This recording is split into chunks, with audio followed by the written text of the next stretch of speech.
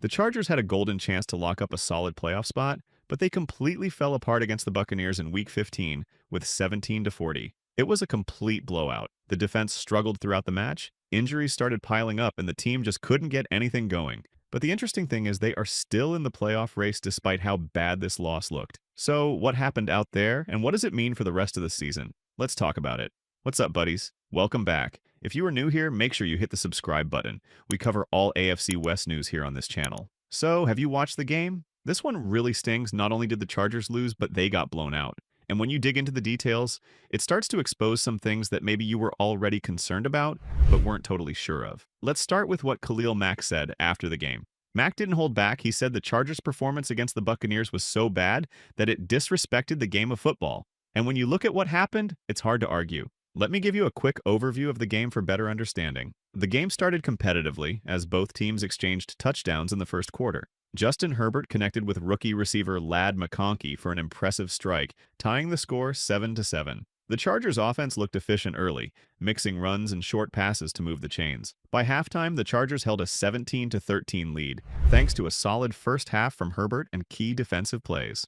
A forced interception by Tarheeb Still set up a scoring opportunity, while Troy Dye added pressure with a sack that kept Tampa Bay from capitalizing. Despite controlling possession in the first two quarters and entering the break with confidence, the Chargers struggled to match Tampa Bay's adjustments in the second half. The Buccaneers came out strong after halftime and scored 27 unanswered points, completely dominating the second half. Baker Mayfield shredded the Chargers' secondary with precision passes, and the Tampa Bay rushing attack exploited gaps in the Chargers' defensive front. As the game wore on, the Chargers' offense lost its rhythm, failing to sustain drives or convert key third downs. By the fourth quarter, the Buccaneers' lead had ballooned, and the Chargers couldn't find an answer.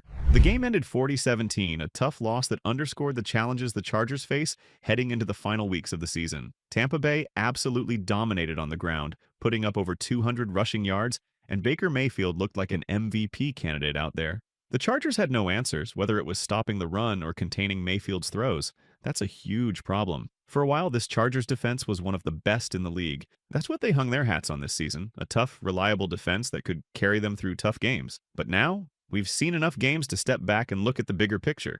The Cincinnati Bengals put up 27 points a few weeks ago, and then you look at the Baltimore Ravens game, 30 points allowed. And now, Baker Mayfield. He's a perfect measuring stick quarterback for where a defense really stands. This game highlighted that difference. Over the last few weeks, the Chargers have faced stronger competition at quarterback, and the cracks are showing. They're not going up against guys like Aiden O'Connell, Spencer Rattler, or Will Levis anymore. That's been the story for most of the season, playing against inexperienced or inconsistent quarterbacks. But these last 3 weeks, it's been a different challenge. 3 out of the last 4 games have been against good quarterbacks. And the results are pretty clear. The Chargers defense isn't as strong as it appeared early in the season. We, no doubt, this was a brutal loss, but you gotta understand this thing, that they are in a rebuild phase. Why else would you bring in a new head coach and a new general manager if you weren't starting fresh? It's year 1 of this new regime, and playing meaningful football this late in the season is a positive sign. So we can give them some leverage even if they are still in the playoff race, but are they the best defense in the league? Probably not.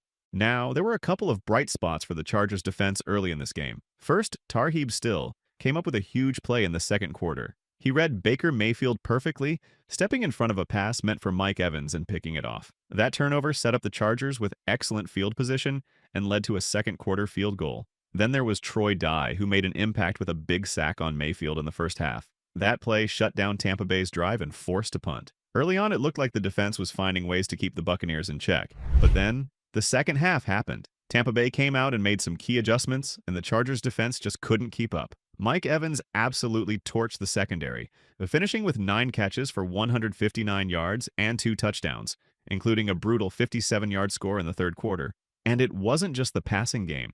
Tampa Bay's run game wore the Chargers down, piling up 218 rushing yards. That let them control the clock, the tempo, and honestly, the entire second half. At that point, the Chargers' defense was exposed. Both the secondary and the linebackers had no answers for the Bucs' mix of deep throws and powerful runs. It was a tough watch, especially after a first half that gave you some hope. I think what makes this loss even tougher is that everyone was hoping, as the season went on, this defense would start to hold up better, maybe even become something to build on. But now it's clear, this isn't a top defense, and that's okay. The question is, can they at least be in the middle of the pack? Can they hold opponents enough to give the offense a chance to put points on the board? That's what the Chargers need right now. In this game, the defense gave up points and the offense couldn't really get anything going. Herbert completed 20 of 35 passes for 174 yards, throwing 1 touchdown and 1 interception. His touchdown pass to rookie wide receiver Ladd McConkey in the first quarter was only a notable highlight, demonstrating precision and timing. However, an interception in the second half ended his impressive streak of 357 consecutive pass attempts without an interception, a franchise record. And give credit where it is due, Ladd McConkey, the rookie wideout continued to develop chemistry with Herbert, contributing significantly with 6 receptions for 75 yards and a touchdown. His ability to find openings in the Buccaneers' secondary provided a reliable target throughout the game. Now things are getting even worse because the injuries are starting to pile up. And combining with the current situation, this is really bad. Cam Hart was the most notable injury in this game. He went out with a concussion and didn't return. That's a big loss, especially when you need every key player to stay on the field at this point in the season. Zion Johnson and Quentin Johnston both got banged up, but managed to come back into the game. That's good news, but it's still a concern. Injuries like these can stick around, especially at this point in the season. A lot of times a player finishes the game because of adrenaline, but once that wears off, the swelling starts, and it's a different story. Next thing you know, they're missing practice for a few days, and by the end of the week, they're not ready to play the next game. Now, this loss drops the Chargers to 8-6, placing them in the 7th and final wildcard spot in the AFC playoff race. The good news, the Dolphins lost their game too. If you look at the current playoff picture, they're still holding on to a spot. Let me break it down for you. As of now, if the playoffs started today, Kansas City would be the number 1 seed, 1 seed with the bye. The Chargers, sitting at 7th seed, still very much in the mix. Here's where it gets better. Not only did Miami lose, but the Colts lost too. A shocking result. The Broncos absolutely destroyed the Colts, and the Colts' season took a massive hit. So where does that leave the Chargers? Despite this tough loss, they still have a 2-game lead with 3 games left. That means the Chargers need just 1 more win to secure a playoff spot. That's the reality. So, at the end of the day, I think the Chargers are exactly what everyone thought they were this season, and maybe even a little better. They've beaten the teams they were supposed to beat.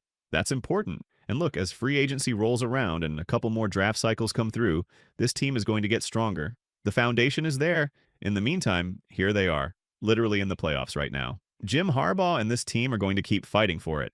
Oh, and let's not forget, you've got a franchise quarterback in Justin Herbert. That's a big deal. Having a guy like Herbert puts you in a position to compete, no matter what. So I want to hear from you. What do you think was the biggest problem in this game? Was it the defense, the offense, or something else? Do you still have hope for the Chargers to secure a playoff spot? Or do you think this loss exposed too many weaknesses? How big of a concern are the injuries piling up for the Chargers? Do you think they can overcome it and finish strong? Do you think Justin Herbert did enough in this game, or does he need more support from the offense? Drop your thoughts in the comments below. What stood out to you the most? Let me know. And before you go, don't forget to subscribe to the channel, and we'll see you all in the next one.